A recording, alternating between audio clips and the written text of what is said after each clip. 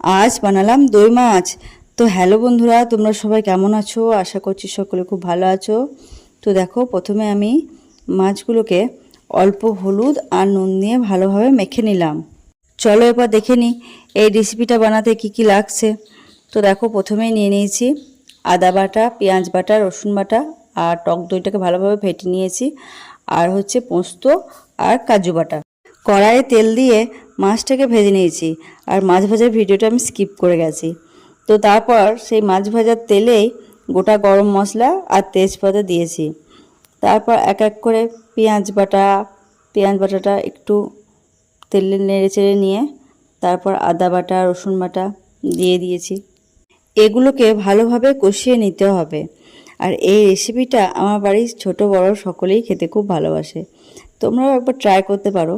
আমার ছেলে বলে, দই দিয়ে কি কাতলা মাছই রান্না করা হয়? দই দিয়ে সব মাছই রান্না করা হয়, শুধু করতে জানতে হয়। আর ছেলের আবদার মেটাতেই আমাকে এসব করতে হয়। তো দেখো, মশলাগুলো এক এক করে সব দেওয়া হয়ে গিয়েছে। এরপর মশলাগুলো ভালোভাবে কষিয়ে নিয়ে এর মধ্যে কাজু আর পোস্ত বাটাটা দিয়ে দেবো। তারপর আগে থেকেই আমি দইটাকে ফেটিয়ে রেখেছিলাম, তো সেই ফেটিয়ে রাখা দইটাও দিয়ে দেবো। ও হ্যাঁ, আমি দইটা ফেটানোর সময় কিছুটা গোলমরিচ গুঁড়ো দিয়েছিলাম। আমি রান্নাটা গোলমরিচ গুঁড়ো আর কাঁচা লঙ্কা দিয়ে সেরেছি। আমি শুকনো লঙ্কা গুঁড়ো ব্যবহার করি না। তোমরা চাইলে ব্যবহার করতেই পারো। এত গরম পড়েছে যে কথাগুলো বলতে গিয়ে আমার গলাটাই শুকিয়ে আসছে।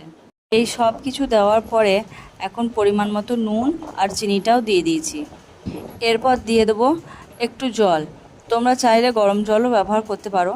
তারপর জলটা একটু ফুট ধরলেই আমি মাছগুলো দিয়ে দেবো।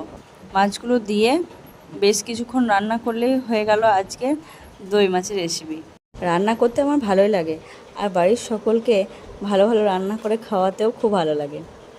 কিন্তু এই রান্নার ভিডিওগুলো করতে আমার খুব অসুবিধা হয়, তাই আমি সচরাচর দেখবে রান্নার ভিডিও দিই না। ছেলের স্কুল ছুটি থাকলে ছেলেই মাঝে মাঝে আমাকে ভিডিওগুলো করে দেয়।